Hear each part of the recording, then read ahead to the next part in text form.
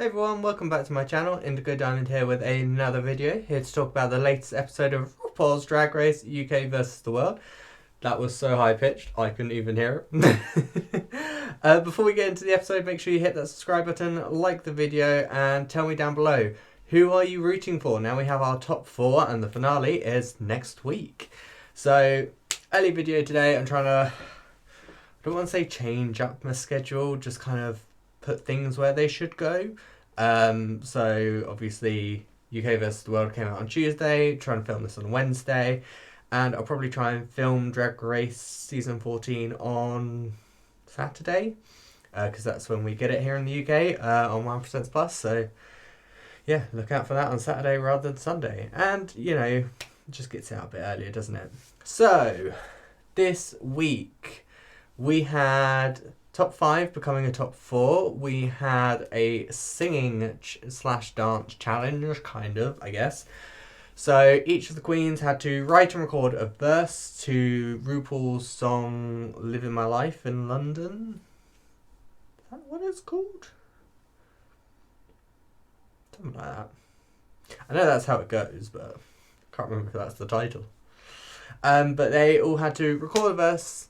Then they had to go out to the main stage and essentially between them just figure out what they were doing choreography wise.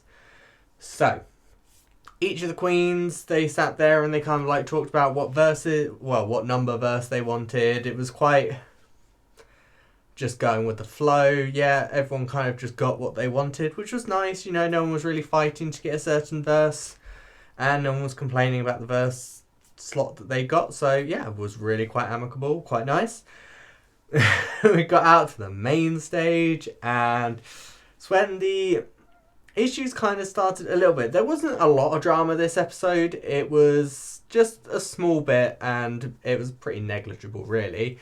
So obviously we all know Baga's not really a dancer, so you know, with Mo trying to kind of really go into some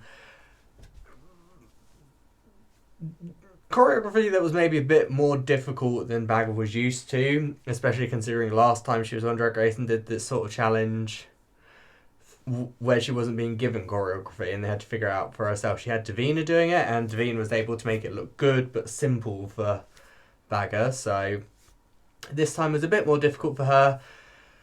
I will say no one did badly this episode. I thought everyone still did quite well. It was clear from the critiques sort of who was the weakest out of the top 5, but you know, let's go through them. So one by one, we'll start with Baga Chipz. So Baga Chipz, as I said, she had a bit of a moment during the setting of the choreography where she just looked a bit lost. But again, in the actual challenge, she sounded great. Her lyrics were good, and you know, she didn't do badly with the choreography. So, you know, I do think maybe Baga's better than she thinks she is choreo-wise. I think if she puts her mind to it, she can do it. And we got a lot more depth for Baga this episode. There was a nice moment between Baga and Jujubee where they were talking about their sobriety. Baga was saying about how she was like an alcoholic for like 10 years because she was just drinking at work sort of thing, because working as a drag queen, you know, you're around that sort of thing all the time and people would just buy her drinks. It was nice to see her open up, and you know, she's saying that she herself, she's not one of these people where she was an alcoholic and now she just can't have a drink at all. She does still like a drink, but she's just more mindful about it, and one of the things that really helped her was Drag Race, like teaching her to be maybe a bit more professional and things like that with work and everything. So it was really nice to hear. It was really nice to have that sort of heartfelt moment between Jujubee and Baga, and I think Baga did really well in the challenge. She was in the bottom, but at this point, if you weren't in the top, you were in the bottom, so it kind of was what it was. The runway theme was essentially work of art. So Baga, she came out like I can't think of the flower. The yellow flowers over her, and she had like the skirt was like a flower pot, flower vase. So it was nice. I do think the skirt pot could have been maybe better. It did look a little bit cheap, kind of. But yeah, it still didn't look terrible. I will say, for me, I still think it was elevated for Baga, which was nice. And yeah, I mean, all in all, I still think, again, this was quite a good episode for Baga. Baga is now in the top 4. Do I want Baga to win?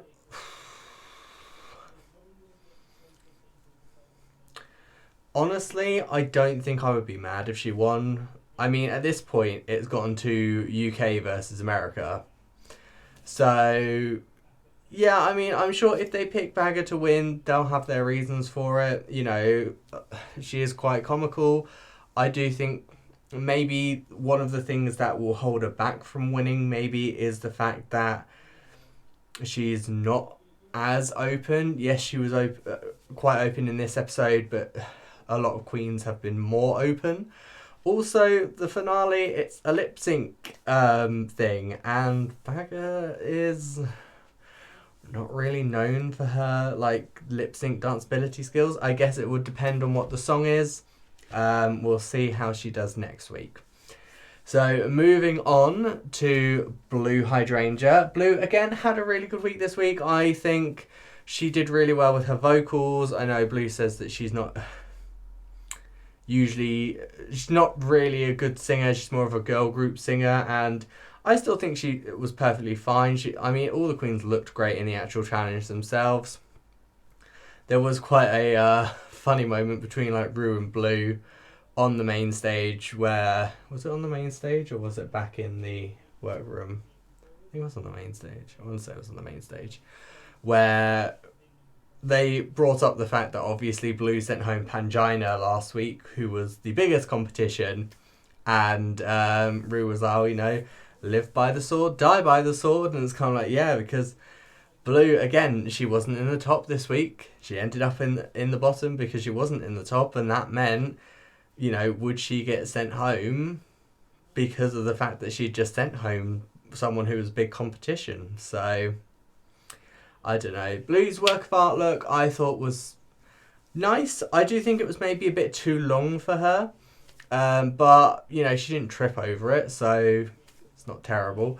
Her lyrics were good. I think it was, again, a really strong night for Blu. I think it was just some other queens were just slightly stronger, which is why why Blu didn't end up in the top. But all in all, a great week for Blu. Blu got to put some lyrics into her verse about Ireland and that, which was great. So, yeah, all in all, a great night for Blu. Moving on, we've got Janey Jacke, our dearly departed Janey Jacke. She had made it all the way up to top 5, but this was her stopping point. Janey had a struggle this week, and her struggle was the fact that she's not a singer. She's not a singer, and it's essentially a singing challenge. Honestly, after all the magic that got worked on her vocals, she still sounded really good, and she did sound like she should be in that track. So, you know, I think that's really good that they were able to do that for her. You know, she didn't get bad showing in this last episode. Obviously, Janey is a dancer. She did very well with the choreography. So, I thought she did an amazing job. I really did.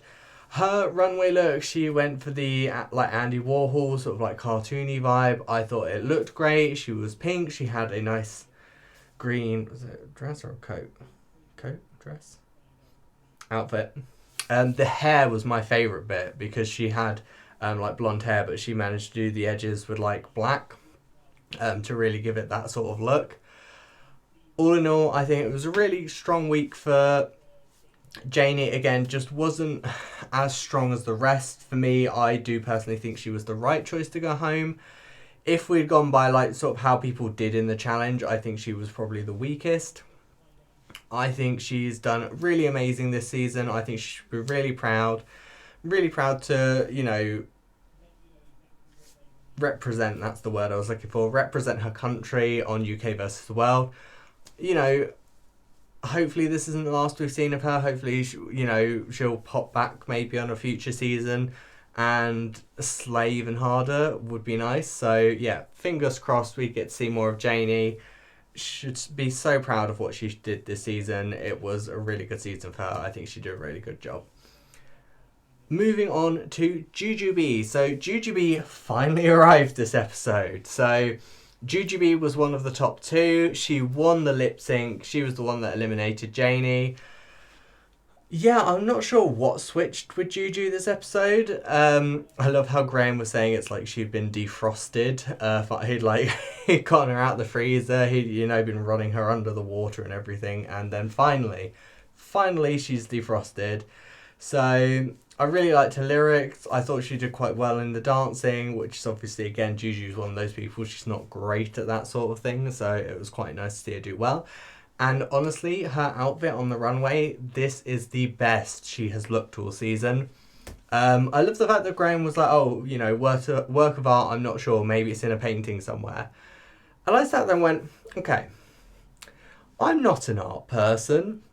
I don't go to museums and look at art and all that sort of thing. But for me, I'm sat there going, work of art isn't just paintings. You have sculptures and things like that. They're all works of art. And she had the bit that went around her head, and I was sat there going, I could still see work of art from this. But honestly, I thought she looked amazing. She did really well in the challenge.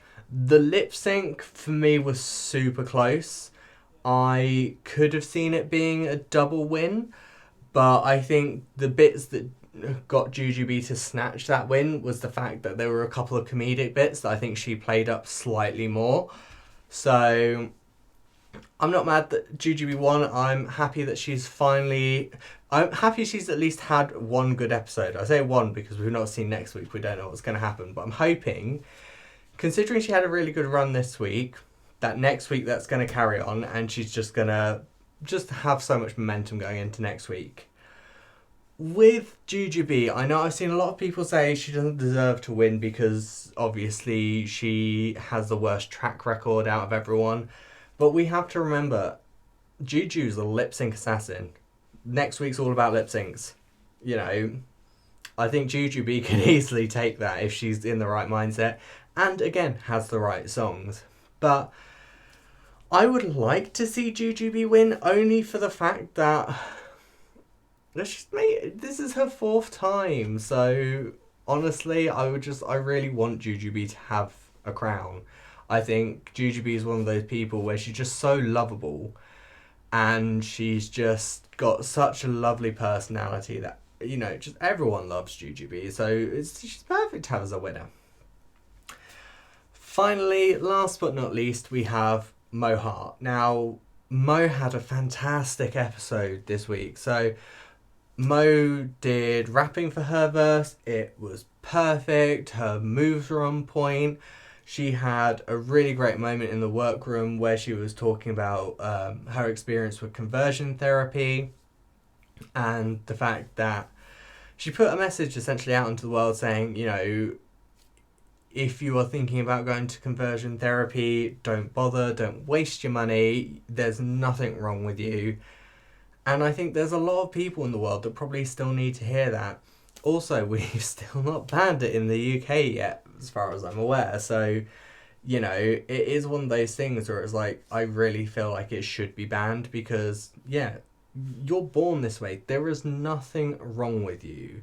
If you're a man who loves a man, if you're a woman who loves a woman, if you're born into the wrong body, if you are not a sexual person at all, if you love the person, not the body, if you're bisexual, no matter what in that spectrum, there is nothing wrong with you whatsoever, and you shouldn't be made to feel like there is. And I think it's one of those things that so many people are sort of made to feel like there is something wrong with them. I know in secondary school especially, well, I mean, probably for most of the time actually, when it came to stuff like sex education is I left secondary school in 2010. I went from primary school to secondary school in 2005.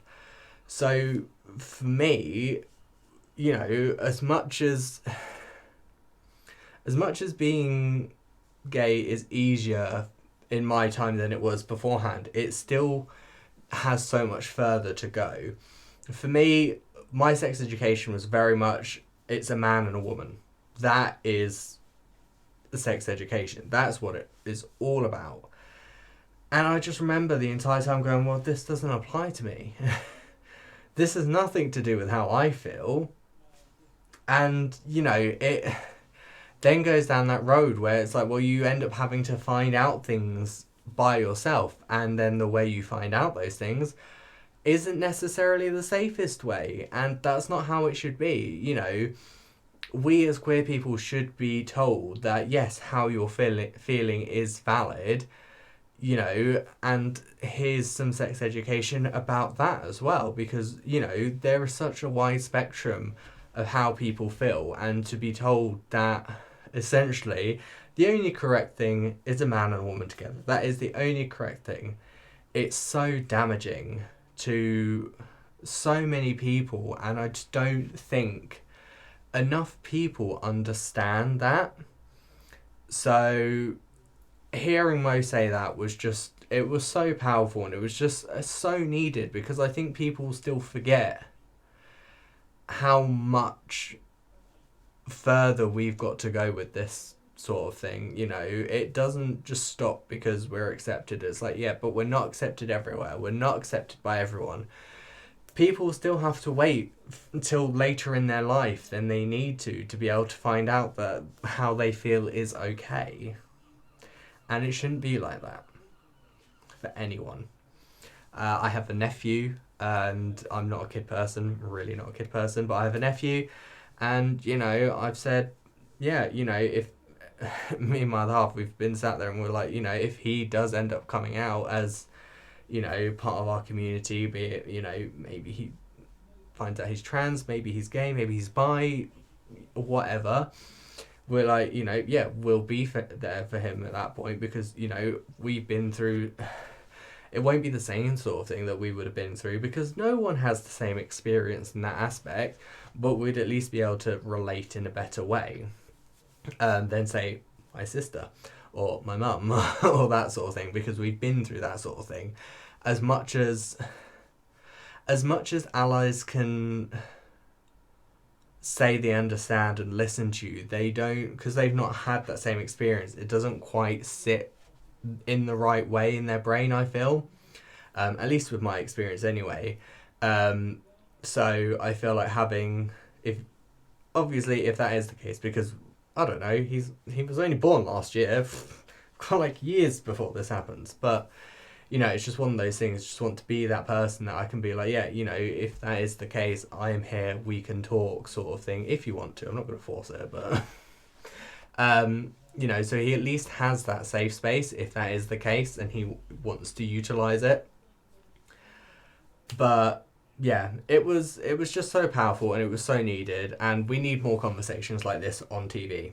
I mean, yes, we need more conversations like this in general, but, you know, specifically on TV, because that way it just pushes it out to everyone.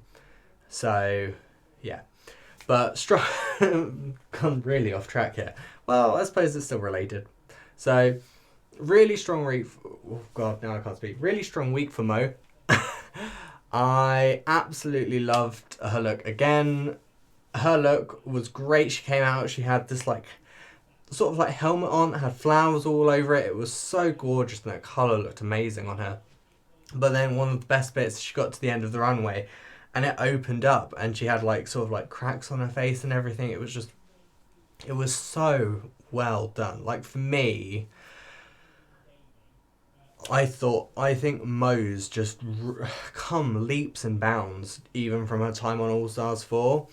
Like, on All Stars 4, she was still a bit cagey, and her looks, whereas she had sort of like more money than she did in her original season, like some of her looks still, I was sat there going, I'm just not sure about your looks yet. She's come in here, she's been so, apart from episode one that I was a bit with the personality, because she seemed a bit standoffish, but then week after week she's just been so loving and just so lovable, and vulnerable with everyone, and her looks have just been amazing every episode. I'm like, yeah, I would be more than happy to see you win. All Stars 4, I didn't think you were ready. UK versus the world, it could be your season. Who knows? Are they going to pick one winner? Are they going to pick multiple winners? I don't know. But also, Mo's a great lip syncer, so the question is, will it come down to just the American queens? And it'd be Jujubee versus Mo. I mean, Jujubee won this lip sync, but we don't know what the lip sync songs are going to be. And I think that's the biggest thing. It will come down, a lot of it, to the lip sync songs, because, like, Baga's not a lip syncer, but I'm sure Baga could sell a comedic lip sync. But yeah, so that was this week's episode. We said goodbye to Janey. Jujubee got her first win this episode, and she won the lip sync, so she's got a repeater badge. Mo was in the top 2, so we'll count it as a win. She just didn't win the lip sync. And then Blu and Baga were in the bottom with Janey, but again, no one had a bad week this week. Everyone did amazing. Someone had to go home, someone had to be in the top, you know, and we will see what happens next week. Lip Sync Smackdown, ooh. And we get all the queens back, which means, you know, Blu and Pangina are going to be in the same room again. That's going to be interesting. Also really excited to see how everyone looks for, like, their finale look. That's going to be great. I love it when they bring all the queens back. I just think it's nice for us to be able to kind of, like, see them all come back and be like, yes, this is what I would have done for the finale sort of thing. And be like, ah, yes, look, I was in this season. Hello, remember me. So, yeah, leave me a comment down below. Who are you rooting for? Have you enjoyed this season? Would you like to see a second season? Personally, I would love to see a second season. I love seeing these queens from different franchises come together and compete in one long run. Again, I would like to see maybe a longer run and have some more queens in there. So, we'll see what happens. You know, hopefully we'll get another season of this, and yeah, because there's the rumour that it's going to be hosted in Canada next time, but again, we'll see what happens. Who knows? Leave me a comment down below. Who do you want to win? While you're down there, hit that subscribe button, like the video, and I will see you lovely people next time. See ya!